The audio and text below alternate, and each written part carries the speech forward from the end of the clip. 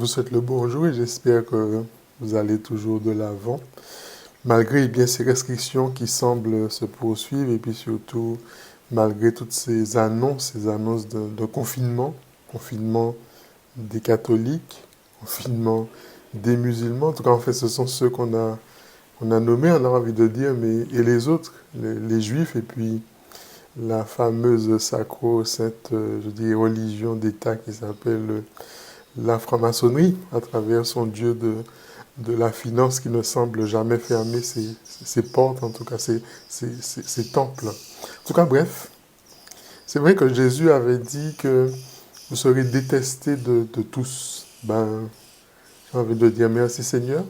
Merci Seigneur, ça veut certainement dire que nous correspondons d'une certaine manière à notre vocation, à la vocation, ben, qui est celle aussi du martyr, un martyr recherché. Alors, comme le dit Monseigneur Valentin, qui est évêque auxiliaire de Versailles, comment nous allons habiter au mieux, je dirais, dans les semaines qui viennent, ce cadre qui nous a été créé avec la prudence, avec l'obéissance aux dispositions. Et ce que le pape François nous disait il n'y a pas longtemps, il a demandé cela, en tout cas pour nous, dans la prière. Alors c'est vrai que peut-être que certains ont voulu voir à travers ces mots du pape une espèce d'appel au calme après toute la contestation qui a eu lieu en Italie, en France, de ce blocage d'une certaine manière de la liberté de culte. Mais je pense que cette lecture-là, elle repose sur un contresens courant à propos de la vertu de prudence. C'est vrai que dans l'ordre de la philosophie morale particulièrement, la prudence c'est tout à fait autre chose que simplement le principe de précaution.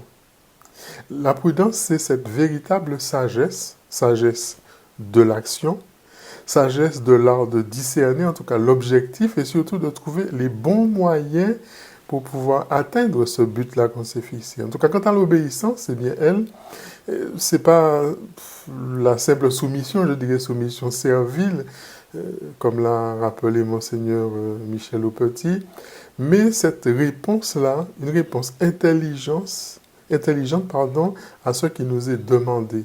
Et je pense que la prière du pape nous encourage plutôt avec la prudence, avec la responsabilité que cela nécessite, à une audace qui soit créative. Je pense de l'audace, pouvoir habiter justement nos églises, de l'audace, mais aussi pour en sortir, parce qu'il ne s'agit pas simplement de rester enfermé, mais d'en sortir. Donc, peut-être que le premier axe d'investissement pastoral, eh bien, c'est celui de la meilleure manière peut-être d'habiter nos églises, parce que, ben, rappelons-le, elles ne sont pas fermées, et on n'a jamais été, je dirais, même au plus fort de ce confinement, fermé. L'église n'est jamais fermée. Et je pense qu'à partir du 11 mai, toutes les restrictions de circulation qui seront levées, on nous a dit dans un rayon de 100 km autour de notre domicile. Donc, reconnaissons, je dirais qu'en France, je dirais en ville, comme d'ailleurs à la campagne, je dirais, un tel périmètre, en tout cas, permet à un grand nombre de personnes, un grand nombre d'églises qui sont accessibles à tous, ben de venir. Alors, comment nous allons faire pour que ces lieux-là deviennent des lieux vivants, deviennent des lieux d'accueil, deviennent des lieux d'écoute, des lieux de prière? Comment nos églises seront-elles ces fontaines de village qui sont accessibles à tous ceux et celles qui voudront bien venir se désaltérer un instant, selon cette belle image-là qu'émet en tout cas le pape Jean XXIII. Donc adoration, confession, musique, il y a à imaginer.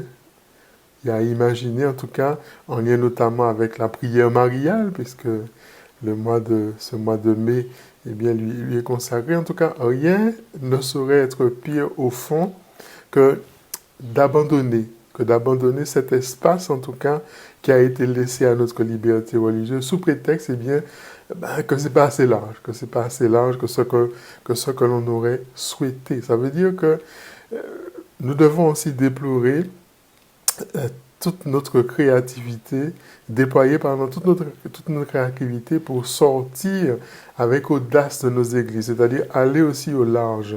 Parce que la mission, elle n'attend pas. C'est-à-dire que les semaines qui viennent, elles peuvent être justement cette occasion-là qui nous est donnée de consolider cette dynamique-là des églises domestiques qui ont germé, hein. Elles ont germé partout dans le monde pendant toutes ces semaines de confinement, je dirais grâce à tous ces moments spirituels que nous avons vécus, qui étaient forts dans nos maisons et particulièrement à l'occasion de la semaine sainte. Ben, je dirais que toutes ces grâces-là qui nous ont été données à travers ces assemblées qui étaient privées, qui étaient resserrées, qui étaient peut-être strictement dans le cercle familial, eh bien, comment les ouvrir?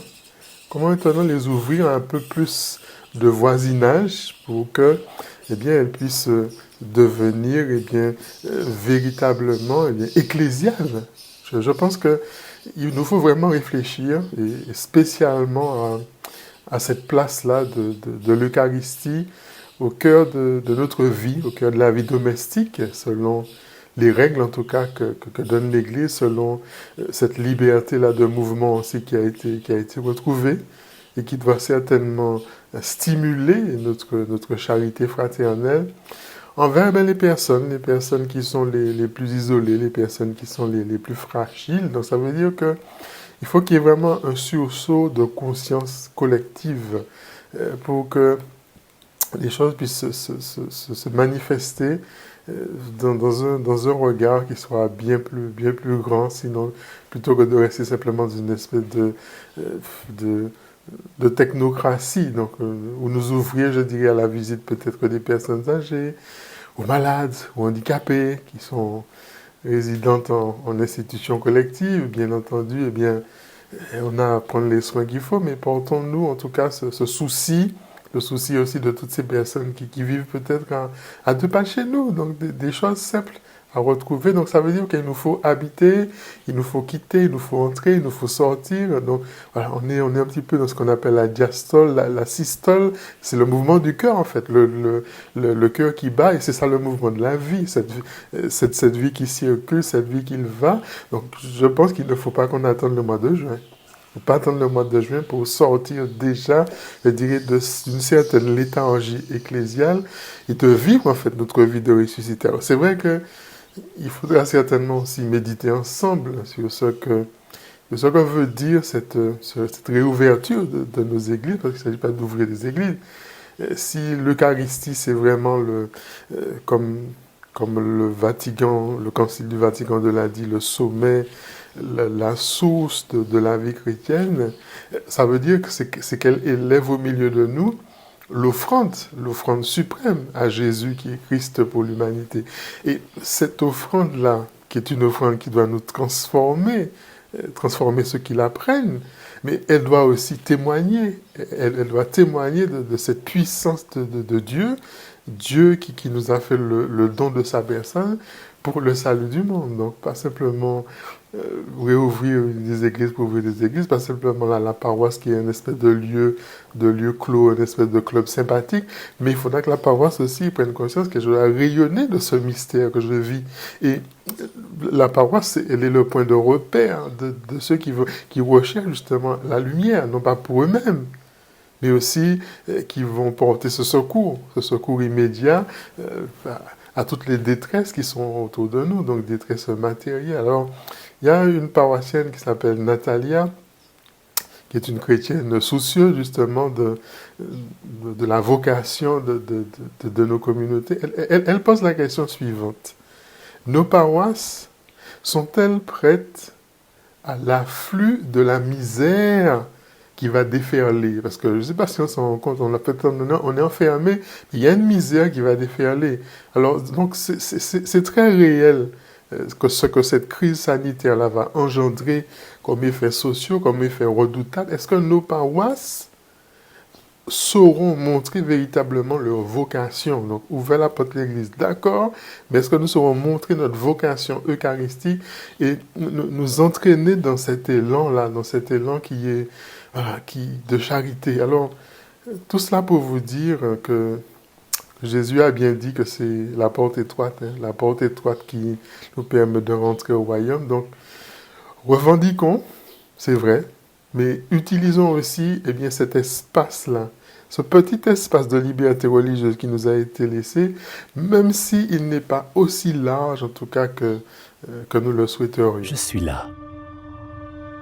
J'ai toujours été là. Je ne suis pas mort. Depuis des milliers d'années, je suis parmi vous. Je vois ce monde laisser place à toujours plus de méchanceté. Je vois des gens malades et épuisés qui disent « Dieu n'existe pas ». Ils s'éloignent de moi. Ils préfèrent fermer les yeux et dire qu'on ne peut pas me voir.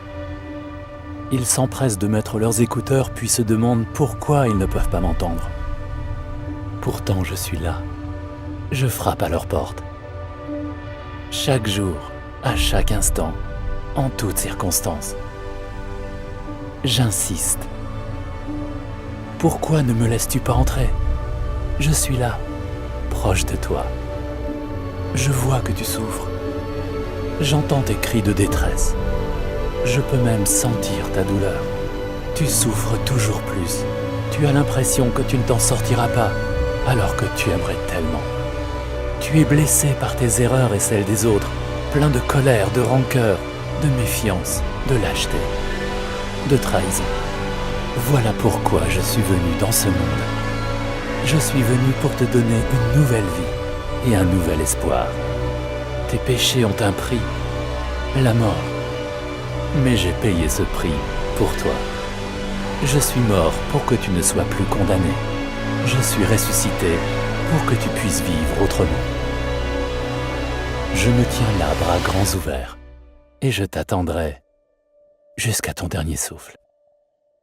Bien, nous revoilà, chers amis. Je vous invite à vivre ce temps de partage avec le chant des oisillons. C'est le printemps et ils sont de sortie dans la corniche. Là, il y en a quelques-uns, donc vous allez les entendre qui crient tout au long de notre partage. Donc accueillir aussi accueillir aussi à travers eux la grâce du Seigneur qui nous rappelle que la vie continue. Alors je voulais vous partager l'échange que j'ai eu avec vous au début, là, autour de toutes ces petites polémiques-là. Je pense qu'il nous faut aller à l'essentiel, et puis comme je le disais, en reprenant les propos de l'évêque, là, auxiliaire de Versailles, de grandir, de ne pas nous arrêter aux petites choses, d'utiliser en plénitude, je dirais, l'espace qui nous est donné, et puis de faire ce qu'il y a à faire. Nous sommes inventifs, donc continuons à marcher sur la route. Alors, je voulais,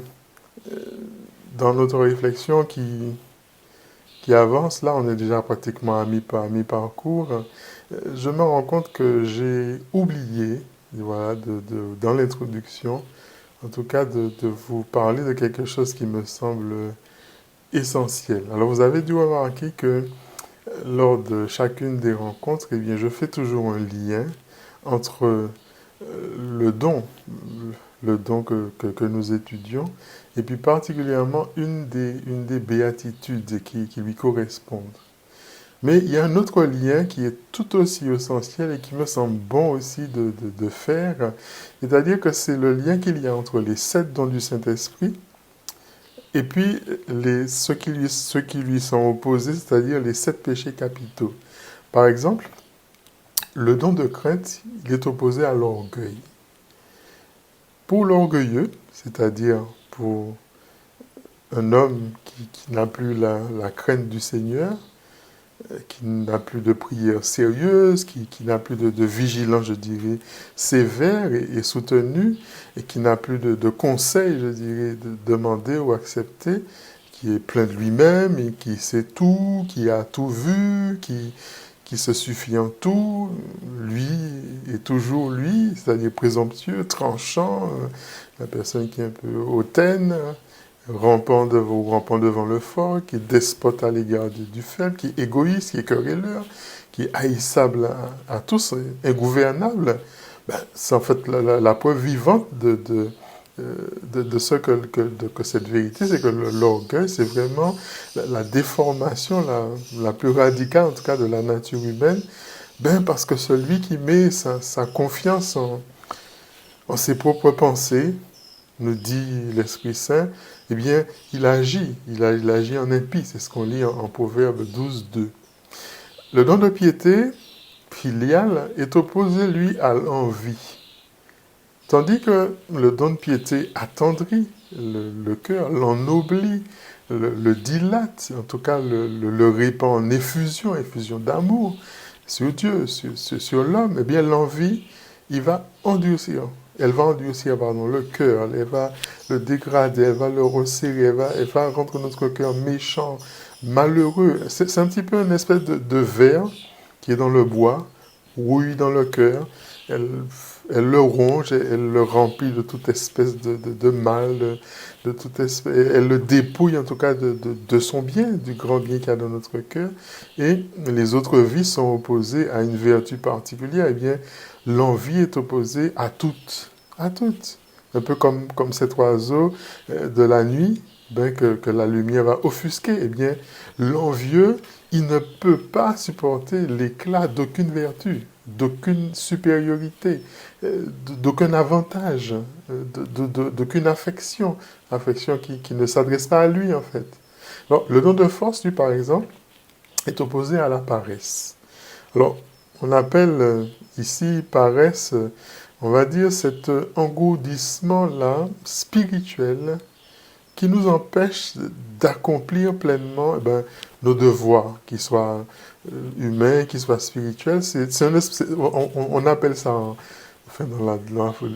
le chloroforme de Satan. C'est-à-dire qu'à peine ce virus est répandu dans notre âme, mais qu'il va nous appesantir, qu'il va nous donner des nausées pour tout ce qui est bien spirituel, parce que sa fin suprême, qui est notre fin suprême, qui est l'amitié en Dieu, en ce monde, eh bien, il va venir anéantir, il va faire en sorte que nous n'ayons pas ces moyens-là de pouvoir entrer, de pouvoir continuer à aller dans nos sacrements chrétiens, d'entrer dans la prière, d'entrer dans les bonnes œuvres de la religion. Voilà. Il va mettre tout ça en dégoût.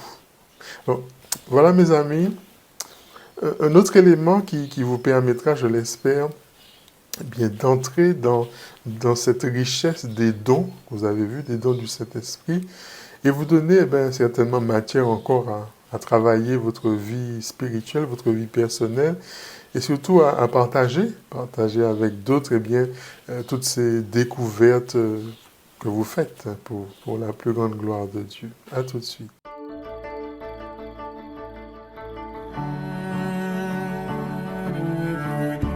Notre Père, répands sur nous l'Esprit dont tu as rempli Jésus-Christ. Par ta force, nous irons proclamer qu'il est vivant, ressuscité. Le Saint-Esprit descendra dans nos cœurs. Nous recevrons la force du Très-Haut pour aller jusqu'aux confins de la terre, et nous serons des témoins de Jésus. Notre Père, illumine nos cœurs de la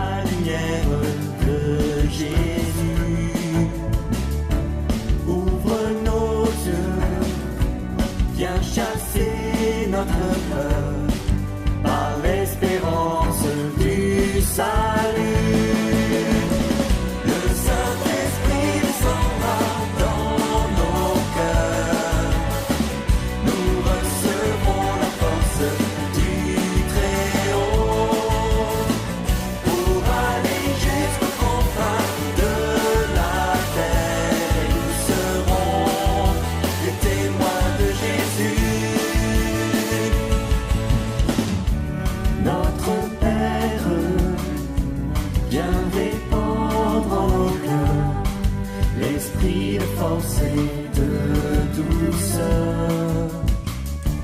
Que nos âmes par lui soient consacrées. Nous t'offrons nos vies à jamais. Le Saint-Esprit descendra dans nos cœurs. Nous recevrons la force du Très-Haut pour aller jusqu'aux confins de la terre. Et nous serons les témoins de Jésus.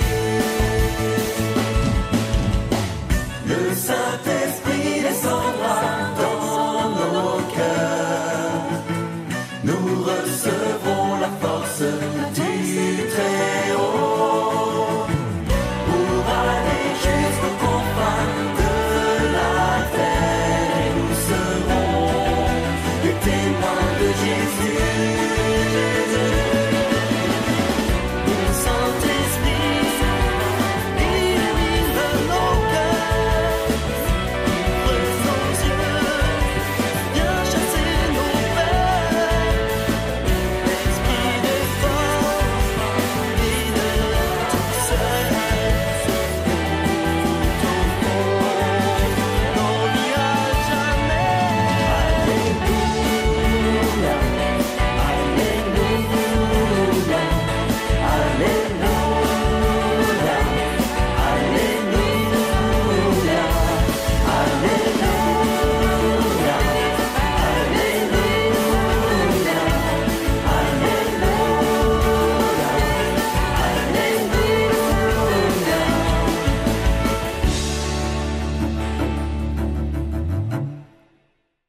Les amis, je ne vais pas vous faire languir plus longtemps. Nous allons entrer dans l'enseignement principal qui retient notre attention aujourd'hui avec une citation du pape François qui nous dit que le don de conseil est un trésor. Un trésor pour toute la communauté chrétienne. Pourquoi? Parce qu'à travers ce trésor-là, le Seigneur, il nous parle dans les moments difficiles de la vie et nous permet de rencontrer justement des frères qui vont nous aider à reconnaître cette volonté de Dieu. Donc, première chose à prendre conscience, c'est que le don de conseil, c'est pas seulement Dieu lui-même, mais Dieu aussi à travers les autres. Alors, vous serez d'accord qu'à la suite du pape, nous avons souvent besoin de conseils avant de prendre une décision, avant de faire un choix décisif, ou qui mieux donc justement que l'Esprit peut nous prodiguer un tel don. Alors, pourquoi? Eh bien, tout simplement parce que, le don, ce don de conseil, il permet de choisir, mais de choisir constamment, pas une fois de temps en temps, mais constamment, les moyens qui sont les plus appropriés et surtout discerner à travers les occasions difficiles ce qu'il y a lieu de faire pour avancer dans la foi, parce que pour un baptisé, sa vie humaine ordinaire, c'est pas un à côté de sa vie spirituelle. Et j'espère que vous prenez véritablement conscience que dans vos vies personnelles, dans vos vies familiales, que c'est comme croyant que vous avez justement à vous situer. Même si des fois les situations sont des situations matérielles, des situations qui nous semblent banales, qui se présentent à nous dans la gestion du quotidien, mais c'est comme croyant que je me situe dans cette gestion-là de ces événements-là. Alors, nous pouvons tout d'abord rendre grâce à Dieu. Rendre grâce à Dieu pour tous les conseils précieux que le Saint-Esprit nous a déjà donnés jusqu'à aujourd'hui. Donc, disons-lui merci pour toutes les personnes qu'il a mises sur notre route, au moment où il le fallait, au moment où nous avions peut-être un choix à poser. Et à travers ce don de conseil, nous indique le pape François, c'est Dieu lui-même, avec son esprit, qui a illuminé notre cœur à ce moment-là, mais d'une manière à nous faire comprendre la juste manière à la fois de parler, la juste manière de se comporter, et puis le chemin qu'il nous fallait suivre Donc, s'il fallait donner une définition du don de conseil, je dirais que si le don de crainte nous tient, je dirais, dans cette présence de Dieu, si le don de piété filiale nous donne de ne rien préférer à Dieu, eh bien, le don de conseil, il va nous aider, mes amis, à conformer nos actes à la volonté même de Dieu. Et grâce au don de force que nous avons traité la semaine dernière, alors on aurait pu inverser, mais bon, le Seigneur m'a inspiré, voilà, de mettre le don de force avant. Peut-être que, je ne sais pas, peut-être que certains d'entre vous avaient besoin à cet instant, la semaine dernière, et bien d'être poussé, d'être boosté, de retrouver un souffle qui permettait de... En tout cas, l'un éclaire l'autre, comme je vous disais au début. Alors, Isaïe joint le conseil à la force parce que le conseil est nécessaire pour diriger la force. Diriger la force qui, sans cela, eh bien, serait téméraire. On l'a vu la dernière fois. C'est un petit peu ce qu'on s'est rappelé la dernière fois. Donc, le conseil est donc ce don par lequel, eh bien, à travers les doutes, à travers les incertitudes de notre quotidien, de notre vie humaine, ben nous connaissons ce qui contribue le plus à la gloire de Dieu, ce qui contribue le plus à notre salut et puis aussi au salut de ceux que Dieu place sur notre chemin. Alors, par ce don de conseil, l'Esprit Saint, il va guider notre âme, il va la guider sur ces choix que nous avons à réaliser. Et le Seigneur, il va venir instruire, il va venir conduire l'âme pour qu'elle puisse marcher, mais qu'elle puisse marcher droit, je dirais, selon la parole de Dieu, selon celle de l'Église. Et il va nous aider parce que il sait mieux que nous ce que nous avons à faire dans notre vie. Et c'est pas moi, c'est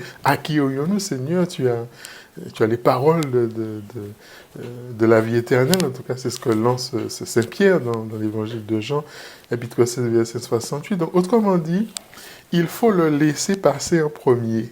Il faut laisser le Saint-Esprit passer en premier. Alors, il y a un coach qui s'appelle Aubry Pierrens, qui est chrétien pratiquant, et puis qui est conseiller en stratégie, en management, qui a puisé dans plus de 30 ans, de 35 ans même, je dirais, d'expérience, professionnelle et personnelle aussi, des observations fortes, dont notamment la prise de conscience et puis la mise en pratique de leurs enseignements. Et aujourd'hui, il enseigne tout cela à ceux qui le souhaitent, en tout cas ce qui peut transformer profondément à la fois notre rapport au monde, notre rapport à la vie, notre rapport au temps qui passe et qui témoigne. Et il témoignait lors d'une formation qu'avant d'entrer dans une salle de réunion, il fait toujours un pas en arrière en disant à l'esprit, eh bien, après toi. Il le laissait ainsi, le guider en fait à travers les discussions qu'il devait avoir, à travers les négociations qu'il avait à mener, à travers les décisions. Eh bien, pour le pape François, au moment où nous accueillons l'Esprit, au moment où nous le recevons dans notre cœur, à ce moment-là, il va commencer immédiatement à nous rendre sensibles à sa voix, à nous orienter, à orienter nos pensées, à soutenir nos sentiments, à travailler nos intentions, mais tout cela selon le cœur de Dieu. Et puis dans un même temps, le Saint-Esprit va nous conduire à porter toujours plus notre regard intérieur sur Jésus. Mais regardez Jésus comme modèle de notre manière d'agir, modèle de nous mettre en relation aussi avec Dieu le Père et puis aussi avec tous ceux qui sont sur notre route, nos frères. Donc, il suffit juste de faire confiance à l'Esprit Saint. Il suffit de le laisser nous conseiller, de la passe devant. Et ça permettra à cette parole de Jésus à ses disciples d'être actuel. Ne cherchez pas avec inquiétude comment parler ou bien qu'est-ce que vous aurez à dire. Cela vous sera donné. Cela vous sera donné sur le moment. Parce que, eh bien, ce n'est pas vous qui allez parler, mais c'est l'esprit de votre Père qui va agir, qui va parler en vous. Matthieu 10, par exemple, 19-20. Alors, ça nous fait penser, par exemple, au procès de Jeanne d'Arc. Jeanne d'Arc, à chaque fois que cette sainte, elle a une réponse. Elle a une réponse adéquate à ses juges. Et malgré, je dirais, les pièges que les juges tendaient, elle avait toujours quelque chose à donner. Et je pense, et le pape François, justement, nous encourage, il nous dit que l'Esprit puisse toujours donner cette certitude à notre cœur et nous combler de son réconfort, nous combler, sœurs et frères, de sa paix. Il est là avec nous. Laissons-le passer devant, écoutons sa voix. Jérémie répondit au roi Sédécias, « Si je te dis la vérité, tu me tueras. Et si je te donne un conseil, tu ne le suivras pas. » Alors le roi Sédécias prit en secret cet engagement solennel envers Jérémie. « Vivant est le Seigneur qui nous donne cette vie. Je ne te tuerai point et je ne te livrerai pas au pouvoir de ces hommes qui en veulent à ta vie. » Jérémie dit alors à Sédécias, « Ainsi parle le Seigneur, le Dieu des puissances, le Dieu d'Israël. Si tu acceptes d'aller rejoindre l'état-major du roi de Babylone, tu auras la vie sauve et cette ville ne sera pas incendiée. Tu survivras ainsi que ta famille. Mais si tu ne rejoins pas l'état-major du roi de Babylone, cette ville sera livrée au pouvoir des Chaldéens qui l'incendieront, et toi, tu ne leur échapperas pas. » Le roi Sédécias répondit à Jérémie, « Moi, ce qui m'inquiète, ce sont les Judéens passés aux Chaldéens.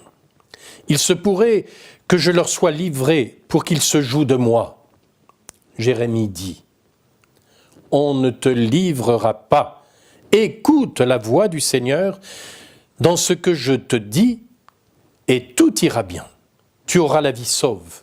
Par contre, si tu refuses de te rendre, voici la scène que le Seigneur me fait voir. Je vous épargne la suite. Elle fut dramatique. Le roi Sédécias n'a pas obéi. Il n'a pas suivi le conseil de Jérémie. Jérémie ne parlait pas de lui-même. Ce n'était pas un calcul politique. Le roi était dans une vision humaine. Il cherchait à sauver sa peau, alors que déjà une grande partie des habitants de Jérusalem avaient fui. Il n'a donc pas eu confiance en Dieu à travers le prophète, qui avait la connaissance, ce don de science qu'il pouvait faire communiquer au roi. C'est là le don de conseil. Le don de conseil devrait habiter la vie de tout chrétien qui se laisse conduire par le Saint-Esprit. Le résultat de ce don, d'ailleurs, c'est la fécondité spirituelle et les fruits de l'Esprit, selon l'apôtre Paul aux Galates, chapitre 5, versets 13 à 26. Car l'Esprit est notre vie, qu'il nous fasse aussi agir, dira Paul. Le chrétien qui est mené par le Saint-Esprit, conduit par le Saint-Esprit, n'a pas peur, car le Saint-Esprit ne va pas l'égarer, le conduire dans des impasses, sur des chemins chaotiques. L'Esprit Saint le mène dans le bien, le vrai, le juste, et il peut donc à son tour, cette personne peut donc à son tour guider d'autres personnes s'il a su obéir au Saint-Esprit. Très souvent, nous en restons à des sentiments, des approximations humaines. Et c'est ce que nous conseillons, n'étant pas nous-mêmes conseillés par le Saint-Esprit. Comment pouvons-nous conseiller les autres? Ce don est donc un signe d'une maturité humaine et spirituelle. L'apôtre Paul dit « Ce n'est plus moi qui vis, c'est le Christ qui vit en moi ». Ce qui doit nous conduire, ce n'est pas d'abord une loi, ce n'est pas une règle, ni la lettre qui structure ma vie, mais c'est l'Esprit Saint. Trop de chrétiens restent des hommes et des femmes de loi, même de la loi de Dieu, ou dans une communauté de la règle. Et ceci amène beaucoup de rigidité, alors que nous sommes menés par l'Esprit Saint, c'est-à-dire par l'amour. Et le don de conseil prodigue justement ce mouvement d'amour du Saint-Esprit, du doux Saint-Esprit. Pour en arriver là, il faut soi-même accepter de se laisser conduire, comme l'enfant avec ses parents, ou le disciple avec le maître. Il s'agit de prendre un chemin d'humilité, d'accepter de dépendre d'un autre. C'est pourquoi souvent il peut nous être recommandé d'avoir un accompagnateur, de pouvoir justement soumettre à quelqu'un d'autre ce que nous vivons, la manière dont nous le vivons, pour recevoir justement un don de conseil. Et le Saint-Esprit, quand on se dispose à cela, agit à travers nous d'une manière qui peut nous surprendre nous-mêmes. Combien de fois des personnes ont pu dire, me l'ont dit, mais l'ont dit à quantité de gens, ce que vous m'avez dit là a changé ma vie. Et peut-être nous ne nous en souvenons plus, ou pour nous, ça a été comme une parole toute simple, banale, qui est arrivée dans cette conversation, cet échange que nous avions avec cette personne.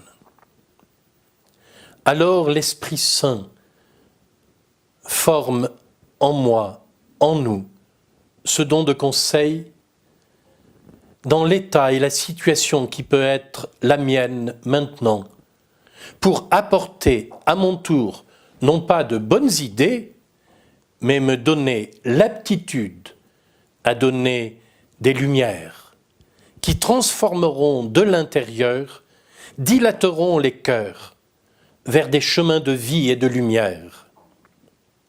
Je voudrais en terminant vous inviter à regarder cette icône du don de conseil qu'est Saint Séraphime de Sarov, un ermite, un moine du monastère de Sarov. Cet homme, par ses conseils, a guidé quantité de gens. On pourrait prendre aussi le Saint Padre Pio. Saint Séraphime était transparent au Saint-Esprit. C'était un pneumatophore, un porteur de l'Esprit. Et tout ce qu'il disait faisait voir le Saint-Esprit. Souvenez-vous, dans son dialogue avec l'un de ses disciples, Motovilov, qui lui posait sans cesse la question « Mais Père, qu'est-ce que le Saint-Esprit? Parle-moi du Saint-Esprit. » Et à bout d'arguments, Séraphime lui dit « Eh bien, regarde-moi. » Et à ce moment-là, Motovilov voit le Père Séraphime transfiguré dans la lumière, alors qu'ils sont en pleine forêt en hiver avec de la neige. Et Motovilov éprouve la présence douce, chaleureuse du Saint-Esprit à travers le Père Séraphime. Il y a des expériences analogues que l'on trouve aussi chez Saint Padre Pio. les saints nous révèlent la présence de Dieu qui agit, de Dieu qui nous conduit par son Saint-Esprit à travers les méandres de notre vie et de ce monde. Alors, en fermant les yeux, tu peux voir maintenant ta vie, là où tu en es. Peut-être y a-t-il un tournant. Tu peux craindre. Peut-être c'est un obstacle sur ta route, ou depuis longtemps tu vis une épreuve. Demande maintenant au Saint-Esprit ce don de conseil pour que tu reçoives de lui, ou peut-être par celui ou celle qu'il t'enverra, une indication qui te fera servir le Père céleste avec joie, avec élan, avec amour. Ce n'est plus l'obstacle, la maladie, l'épreuve que tu verras. C'est Dieu qui est là, qui t'a pris par la main et qui te conduit. Que Dieu te bénisse. Nous poursuivons en nous demandant maintenant comment agit, en tout cas, ce don, en tout cas la pratique. Alors, comment le Saint-Esprit nous donne des conseils? Eh bien, il nous les inspire, je dirais, intérieurement. C'est-à-dire qu'il va nous les mettre dans le cœur. Jeanne d'Arc, je vous le disais, elle le savait bien quand elle répondait, en tout cas, à ses juges. Vous avez été à votre conseil et moi, eh bien, j'étais au mien. Et elle parlait justement de ces voix, mais ces voix étaient les voix de Dieu. Et elle opposait justement les conseils d'en haut à ceux des humains. Eh bien, le don de conseil, c'est absolument, il est indispensable. Il est indispensable parce que nous devons diriger notre vie. Il nous faut un gouvernement d'ensemble. Et les circonstances de la vie, nous le savons, je ne vous apprends rien, changent. Nous varions avec l'âge, nous changeons, nous progressons, bien des fois même nous régressons, nous reculons. Notre vue, elle est toujours une vue courte, parce que on n'a pas cette fermeté, je dirais, suffisante pour voir loin. Et c'est pour venir en aide à cette faiblesse-là, justement, que l'esprit, je dirais d'une certaine manière, s'interpose. Si je puis dire, libre à nous d'écouter, libre à nous d'obéir. C'est-à-dire que notre liberté avec Dieu, elle n'est jamais remise en cause. Elle est toujours une liberté, je dirais, souveraine. Alors, quand le Saint-Esprit voit l'âme, cette âme juste qui est en train de se débattre, eh bien, il va lui donner de bons conseils. Et, comme je vous disais, même pour les actes les plus ordinaires. Par exemple, on est sous l'influence d'une passion.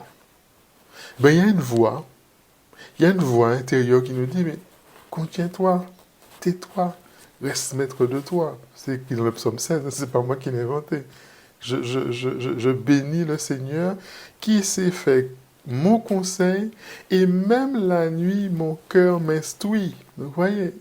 Donc, il faut aussi noter que le lien qu'il y a entre le conseil et la conscience. Alors, on est tenté de penser à ce que l'on appelle la voix de sa conscience qui ressemble justement aux inspirations du Saint-Esprit. Et dans le concret, je dirais que c'est le même Dieu, en fait, qui éclaire notre conscience. Et c'est le même Dieu qui va nous donner l'inspiration. Alors, le Saint-Esprit, je dirais, il va doubler, si vous voulez, les lumières de notre conscience avec ses inspirations. Alors, tantôt d'une manière douce, c'est une suggestion, un murmure, ça peut être un murmure qui est persuasif, un murmure qui est insistant. Alors, d'autres fois, ça peut être assez dur, peut-être ça peut être un reproche. C'est-à-dire que quand nous n'écoutons pas, quand nous nous obstinons, ben il va agir pour que nous soyons véritablement, je dirais, éclairés, mais éclairés en toutes circonstances. Saint François de Sales, dans son traité de l'amour de Dieu, il écrit que jusqu'à présent, j'ai été avare, sensuel, sujet au plaisir de la bouche, je vois que cela est mal. J'ai le désir de m'en retirer. Que ferai-je donc? Que ferai-je donc pour me défaire petit à petit de ces méchantes habitudes et me mortifier? Alors, le Saint-Esprit, il va conseiller les moyens qu'on doit tenir pour surmonter le mal et pratiquer le bien. Et bien de la même manière, il faut savoir que le don de conseil, mes amis, est une surélévation, si vous voulez, de la vertu de prudence. Parce que dans la vertu de prudence, eh bien, nous allons calculer, je dirais, les raisons que nous avons de faire telle chose ou de ne pas poser tel acte. Et quelquefois, ce calcul, eh ben, il est long. Il est des fois même incertain. Et quand nous décidons, ben, il serait déjà peut-être trop tard, eh bien, Dieu va nous aider. Dieu va nous aider à faire le calcul, je dirais, plus vite et à décider. Mais c'est vrai que dans certaines occasions de la vie, il semble qu'il y ait quelqu'un qui agisse carrément, qui agisse en notre esprit et qui nous fasse agir à sa manière à lui, qui est un agir, je dirais, qui est intuitif, qui est direct, qui est rapide et qui est sûr. Mais c'est ça le don de conseil.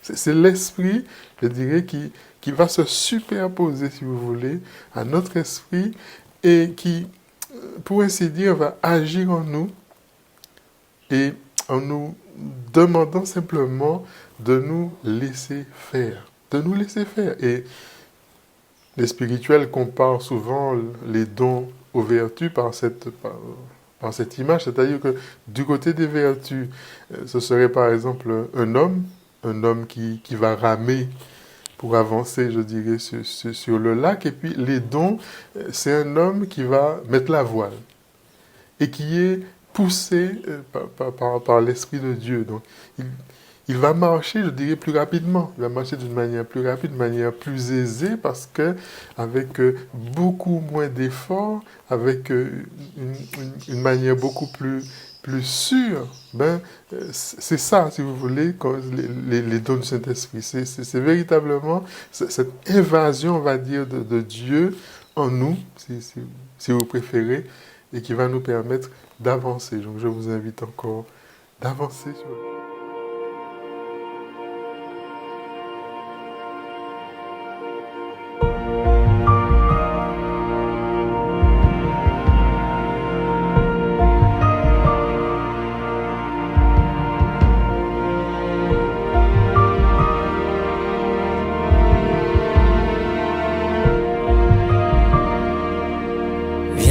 Abreuver de lumière, de bienveillance et de clarté. Ta miséricorde éternelle vient dans nos cœurs tout relever, et tomberont toutes nos lois quand viendra la gloire des cieux. Et je répondrai dans la foi, tu es mon Seigneur et mon Dieu. Vienne ta grâce en nos misères, et dans la grandeur de ton nom, viens déposer sur notre terre la douceur de ta guérison. Vienne l'esprit qui nous libère,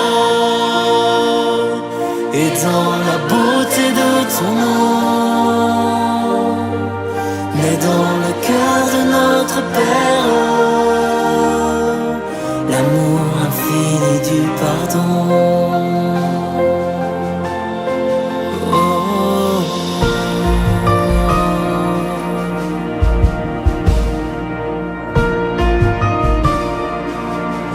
Ta parole est prononcée,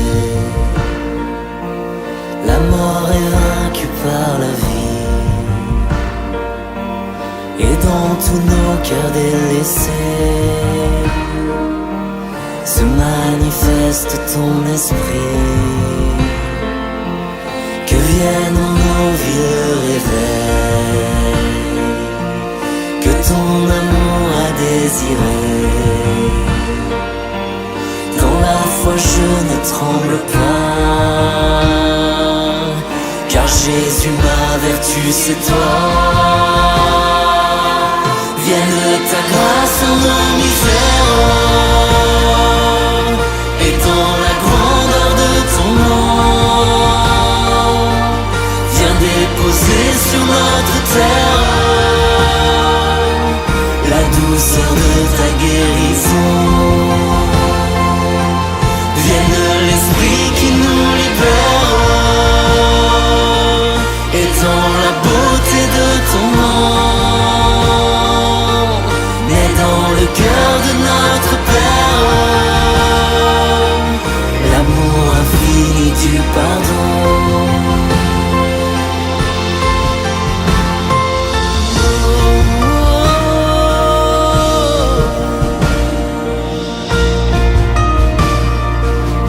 Pour nous le Verbe s'est fait chair,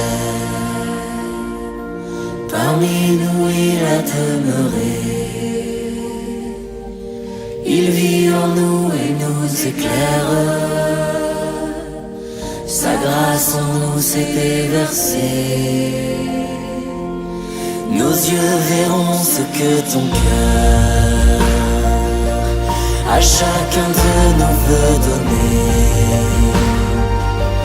que par l'Esprit de notre Père, en nous Jésus vienne habiter. Vienne ta grâce en nos misères, et dans la grandeur de ton nom, viens déposer sur notre terre la douceur de ta guérison. Vienne l'esprit qui nous libère, et dans la beauté de ton nom, naît dans le cœur de notre Père l'amour infini du pardon. Vienne ta grâce en nos misères, et dans la grandeur de ton nom, viens déposer sur notre terre la douceur de ta guérison. Vienne l'esprit qui nous libère, et dans la beauté de ton nom, naît dans le cœur de notre Père l'amour infini du pardon. Vienne ta grâce en nos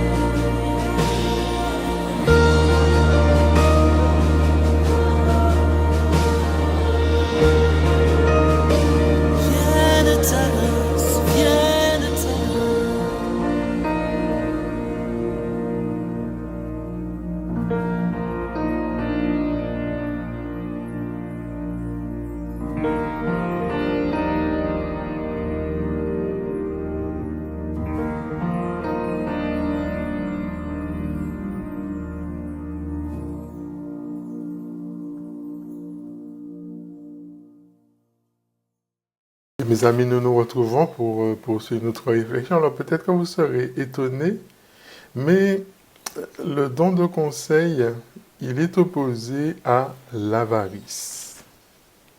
Pourquoi? Parce que, en éclairant notre entendement, le don de conseil, il nous fait choisir, je dirais, les meilleurs moyens pour pouvoir atteindre notre fin dernière. Parce qu'il faut oublier que dans tout ce que nous posons, c'est la sainteté que nous cherchons. Donc, pour atteindre les fins dernières, la première chose à faire, c'est d'accepter de nous dégager justement de toutes les sollicitudes de la vie par le détachement des biens créés. Et puis, le second, c'est le dépouillement, je dirais, volontaire justement à tous ces biens, alors que justement l'avarice, qui est l'amour déréglé des richesses, qui est l'amour déréglé des biens créés, il va comme venir obscurcir, je dirais, cet entendement, il va venir fausser notre volonté. C'est ça l'avarice. Et qu'effectivement, on voit tous ces ravages affreux de ce vice, qui est un vice exécrable, qu'il produit dans la société depuis Judas, et au cœur même de la vie des chrétiens. Donc, et on le voit, cette avarice-là, c'est une source, je dirais, intarissable de tous les maux, d'actions criminelles, parce que c'est de l'avarice qu'on naît la dureté du cœur, c'est de l'avarice qu'on naît la fourberie, c'est de l'avarice qu'on naît la faute, c'est de l'avarice qu'on naît la violence, la perfidie, c'est de l'avarice qu'on naît la trahison. Donc vous voyez, c'est vraiment, il faudra demander ce conseil-là pour chasser cette avarice. Alors la béatitude qui correspond au don de conseil, c'est la 5e. Bienheureux ceux qui sont miséricordieux, parce que ils seront traités avec miséricorde.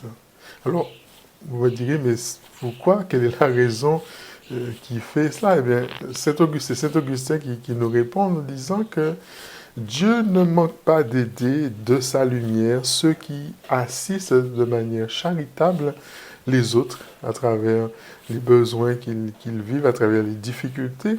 Alors, ce n'est pas du donnant-donnant. Soyons sérieux, ne soyons pas tristes si malgré tout le bien que nous acceptons de faire aux autres, si, je dirais, nous avons l'impression que Dieu ne nous fait pas grâce, il n'y a pas de retour. Il ne faut quand même pas exagérer, nous dire que voilà, peut-être que Dieu nous rend, mais peut-être qu'il nous rend, peut-être pas de la manière dont nous-mêmes nous espérions. Alors, on ne manque point. Alors, il y a aussi la question du fruit. Quel est le fruit du don de conseil? Alors, les auteurs spirituels disent qu'en fait, il n'y a pas forcément de fruit, parce que le fruit du don de conseil, c'est lui-même, en fait. Il n'y a pas d'autre fruit que le don du conseil de même, parce que c'est une opération qui va diriger la vie. Donc, il porte son propre fruit. Mais les auteurs spirituels nous accordent à dire quand même que, comme c'est un fruit qui s'attache beaucoup aux œuvres de miséricorde, eh bien, on peut dire que l'un de ces fruits, c'est la bonté. Comme je vous ai dit, c'est être bon. C'est parce qu'on est bon, eh bien, que Dieu aussi il va nous conseiller encore toujours plus davantage. Donc, cultivez chez vous la bonté. Alors, quels sont les effets maintenant du don de conseil dans notre vie? Alors, notre cher don de conseil va perfectionner, il va fortifier la vertu de prudence. Nous l'avons un peu évoqué tout à l'heure. Donc, cette vertu de prudence qui a de nombreux adversaires. La vertu de prudence qui a des ennemis jurés, qui travaillent sans cesse à faire défaillir cette vertu de prudence. Alors, quels sont les ennemis de la vertu de prudence, d'après saint Thomas d'Aquin? Alors, en premier lieu, dit-il, la précipitation, ou bien la témérité. Vous savez, il y a des personnes qui sont là. L'inconsidération, l'inconstance aussi, ou bien la négligence, dit-il. Et puis, en second lieu, il parle de la prudence de la chair.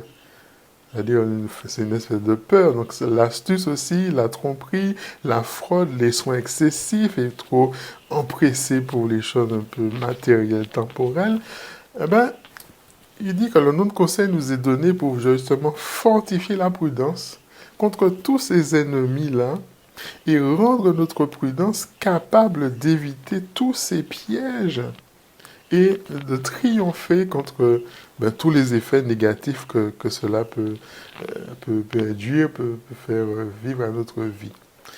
Le don de conseil nous apprend aussi la discrétion. Discrétion dans la pratique de la vertu.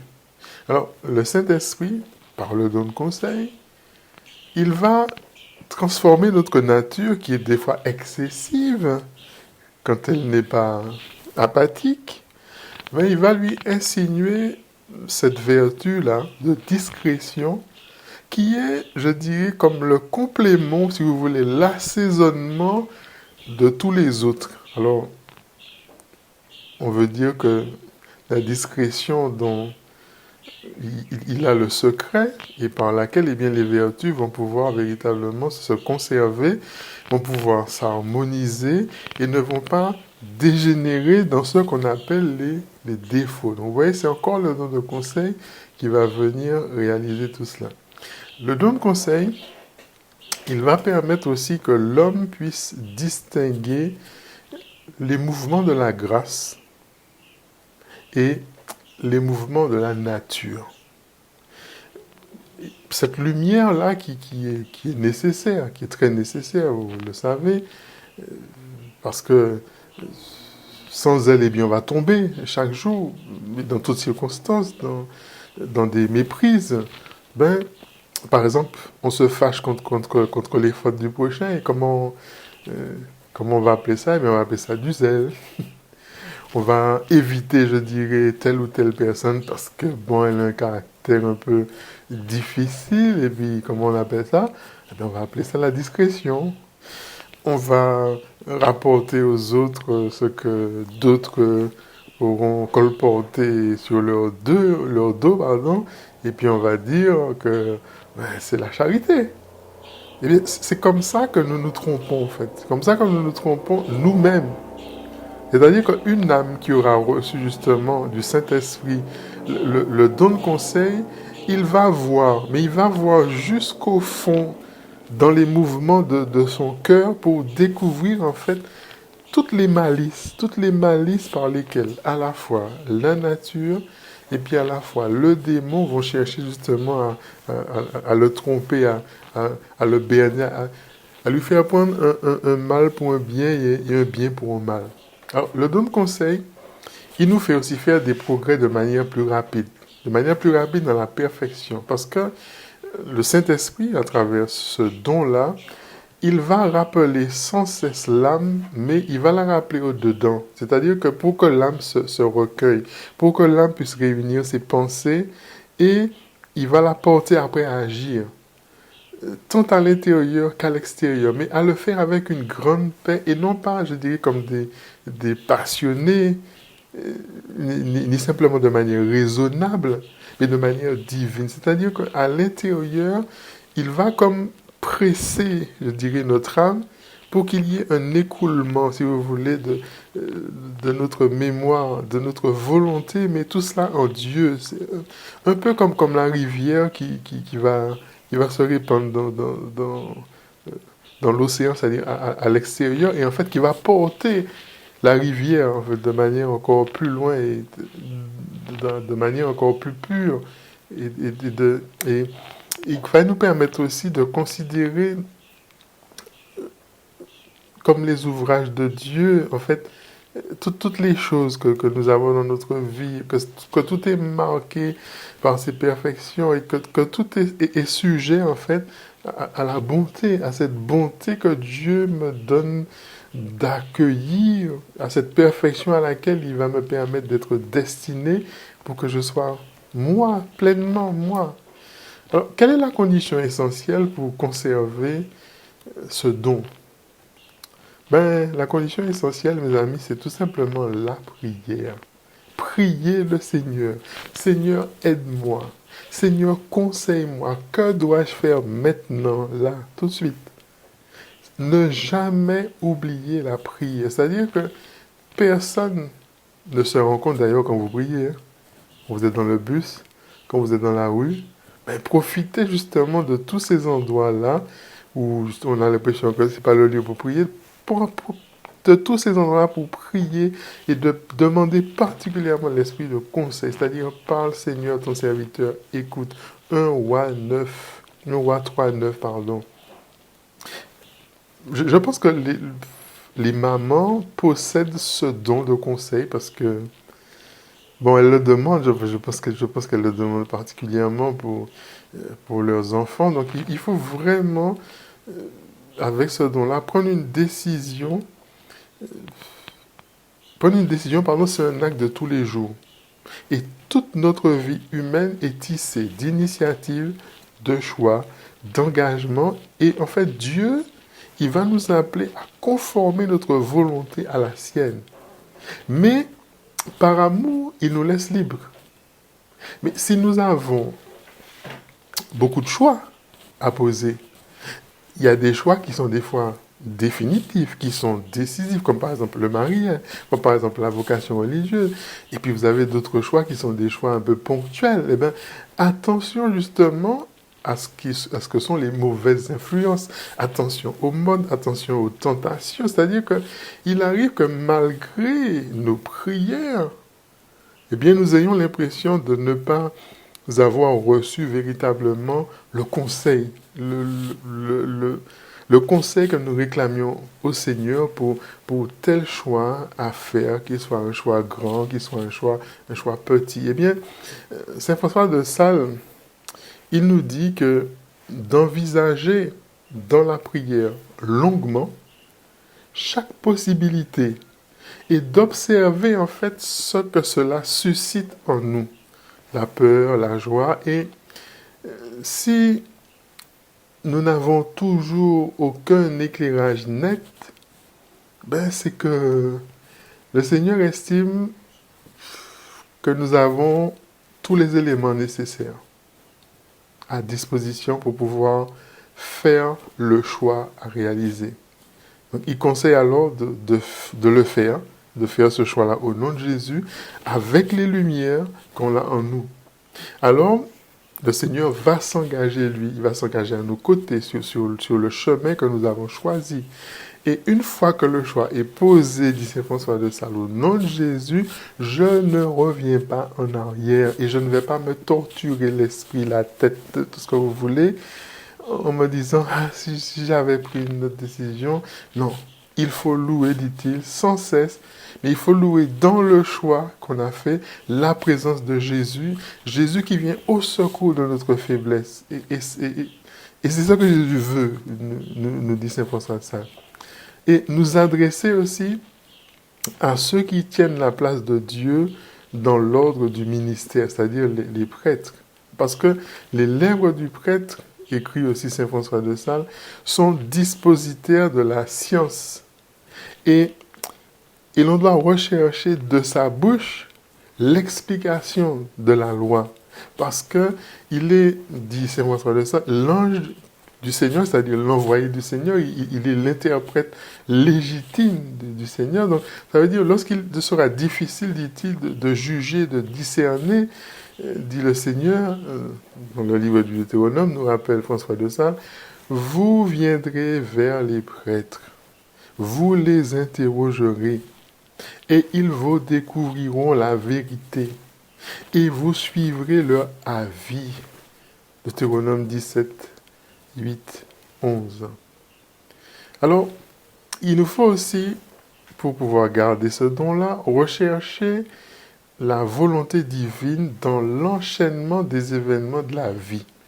C'est-à-dire que c'est le Seigneur qui règle l'enchaînement du monde, à travers ce qu'on appelle les causes secondes, mais pour que la volonté de Dieu se révèle par la simple combinaison de ces événements-là, il n'y a peut-être rien à déranger par notre insoumission, par nos caprices, par nos passions. Donc, en étudiant ainsi la volonté de Dieu, prenons conseil sur ces choses de la vie, nous pourrons dire, comme Joseph a dit à ses frères, ce n'est pas justement par toutes vos menées, mais par un conseil express de Dieu que j'ai été envoyé ici. Vous comprenez? Alors, il faut aussi travailler le recueillement.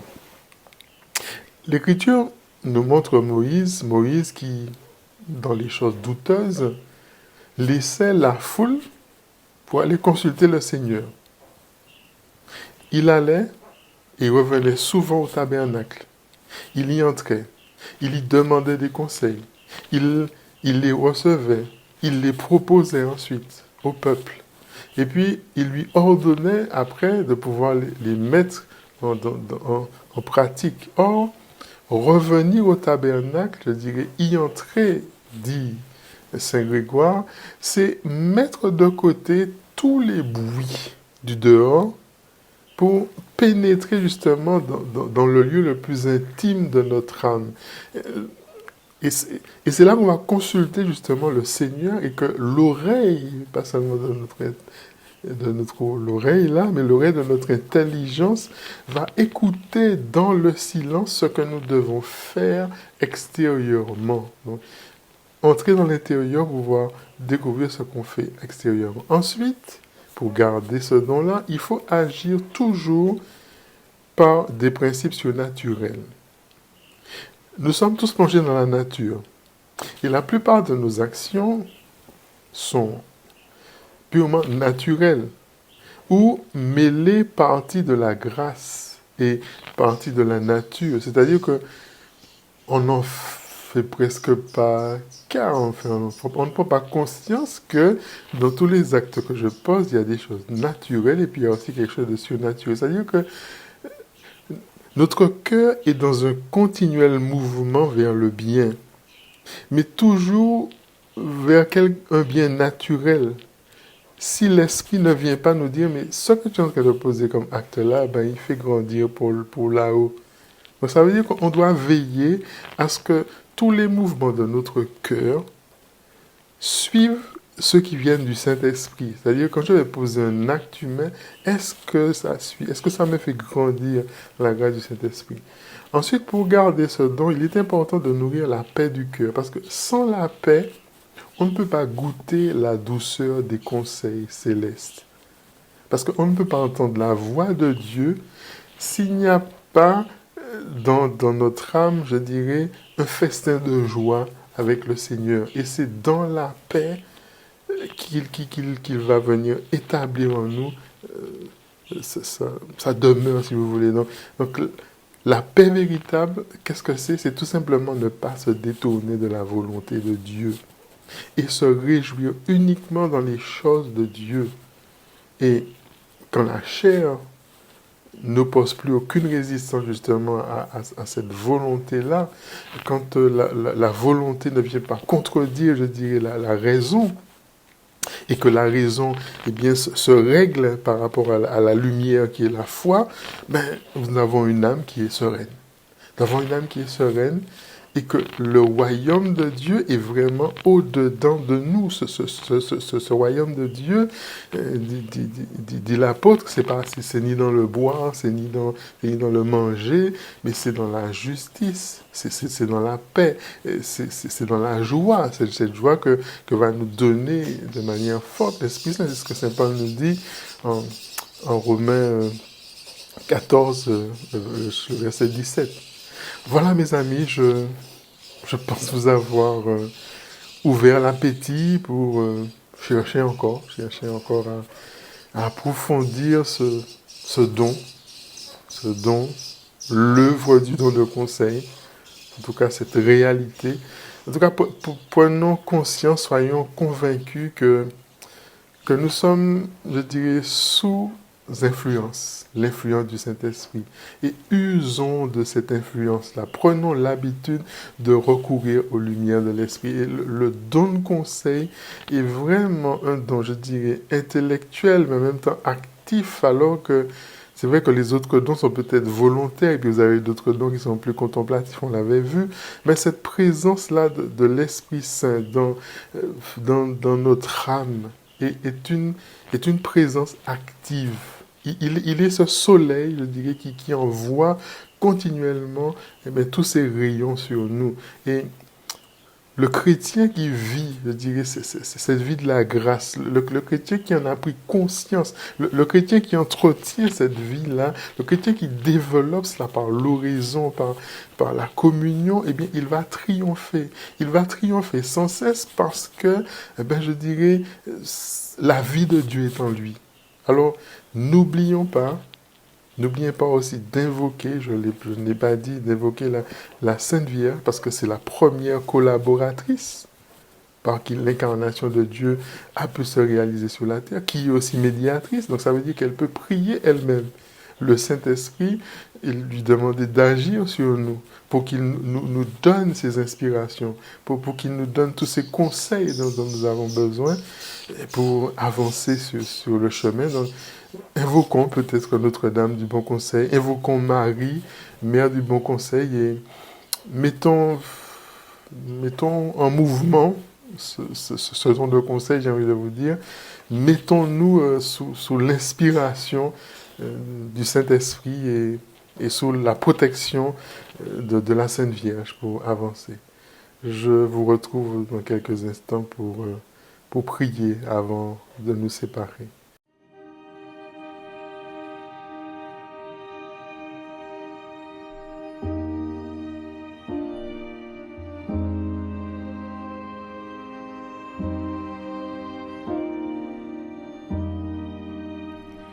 Ô Mère de miséricorde, Marie intercède pour nous. Tu reçois nos peines et nos souffrances. Marie intercède pour nous. Ave, Ave, Ave Maria.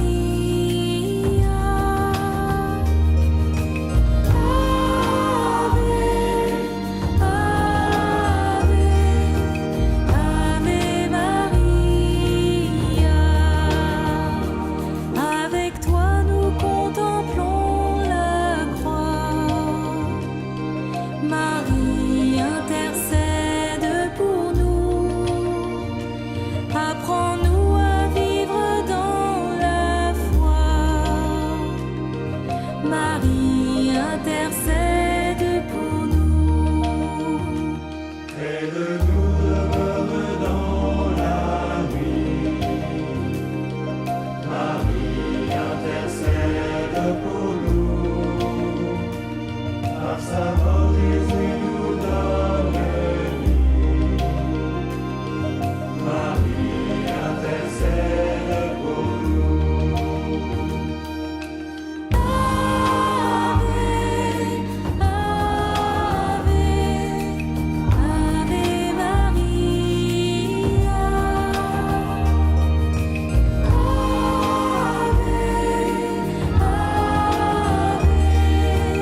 Ave Maria. Tu témoignes de Jésus vainqueur. Marie intercède pour nous. Sa puissance vient changer nos cœurs. Marie intercède pour nous. Ave, Ave, Ave Maria. Ave, Ave, Ave Maria.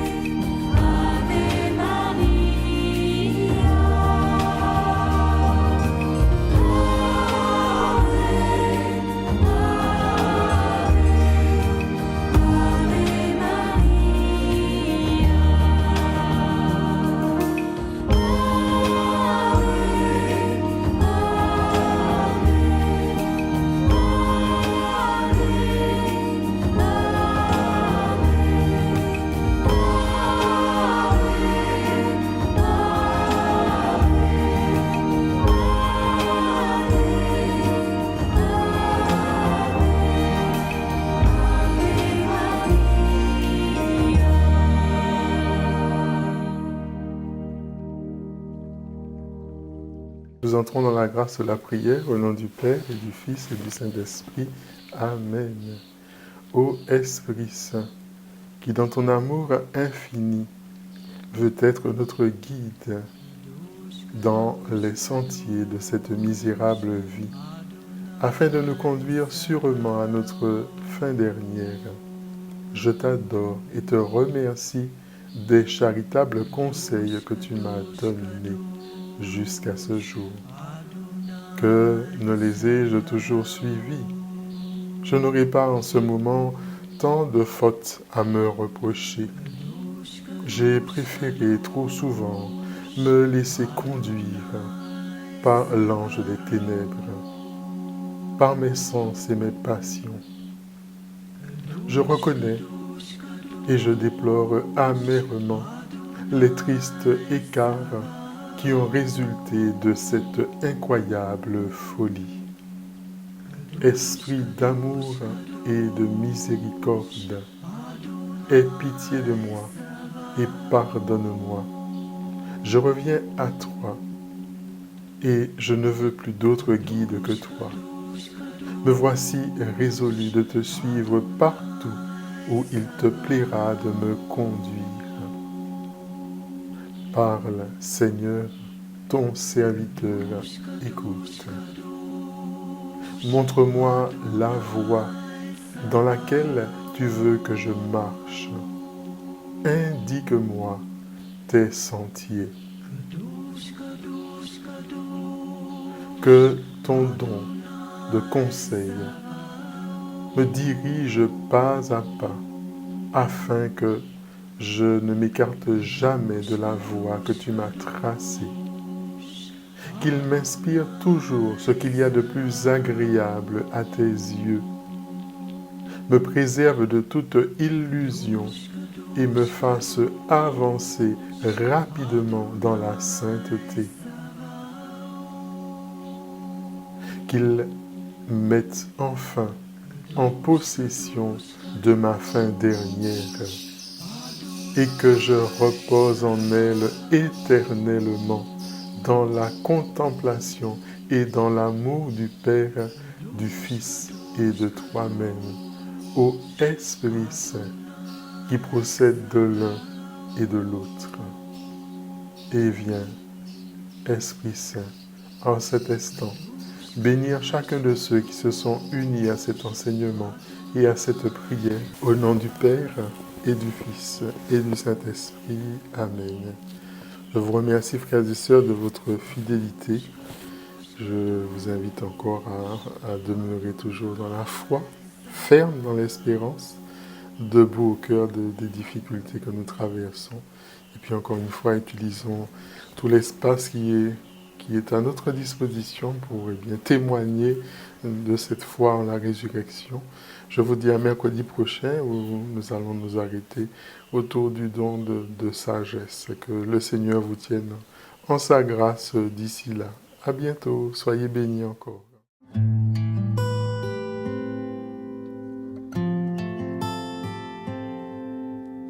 Viens, Esprit Saint, répands sur notre terre le feu de ton amour et brûle en nous toujours. Viens, Esprit Saint, répands sur notre terre le feu de ton amour et brûle en nous toujours. Viens manifester ton amour et ta bonté à tous tes enfants qui te cherchent en vérité. Viens nous libérer de la mort et du péché. Viens nous consoler, Esprit Saint. Oh, viens. Viens, Esprit Saint, répands sur notre terre le feu de ton amour et brûle en nous toujours. Viens, Esprit Saint, répands sur notre terre le feu de ton amour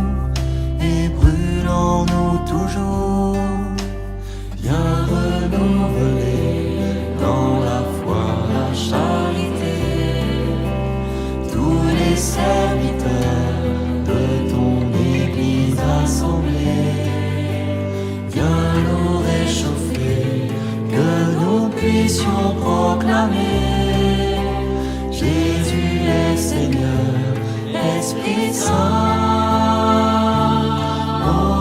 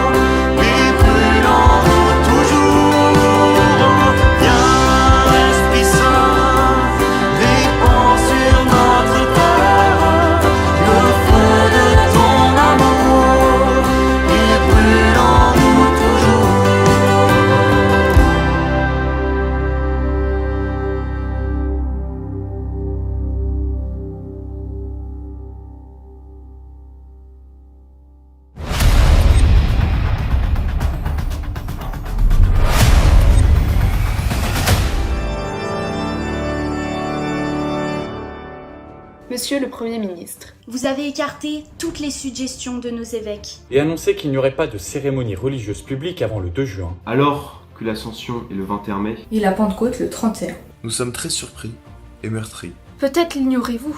Sans doute ne vous l'a-t-on jamais dit. La messe n'est pas un gadget, ni un accessoire. La messe n'est pas un cinéma, ni un théâtre, ni un bistrot. La messe n'est pas un simple rassemblement. Une cérémonie sympathique entre amis. C'est l'union au renouvellement du sacrifice de Jésus-Christ.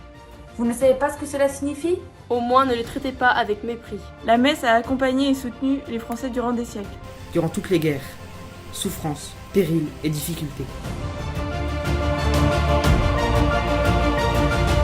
Avez-vous remarqué que l'incendie de Notre-Dame a beaucoup plus ébranlé les Français qu'un simple supermarché ?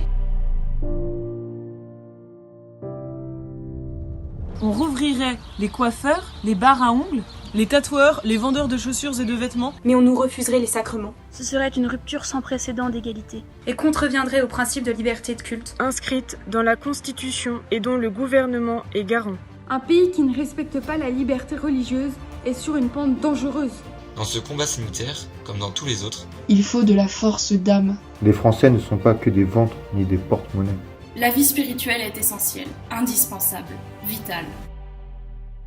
Le 11 mai, déconfinons la messe. Le 11 mai, déconfinons la messe. Le 11 mai, déconfinons la messe. Le 11 mai, déconfinons la messe. Le 11 mai, déconfinons la messe. Le 11 mai, déconfinons la messe. Le 11 mai, le 11 mai, le 11 mai, le 11 mai, déconfinons la messe. Déconfinons la messe. Déconfinons la messe. Déconfinons la messe. Déconfinons la messe. déconfinons la messe. Déconfinons la messe. Déconfinons la messe. Déconfinons la messe. Le 11 mai, déconfinons la messe.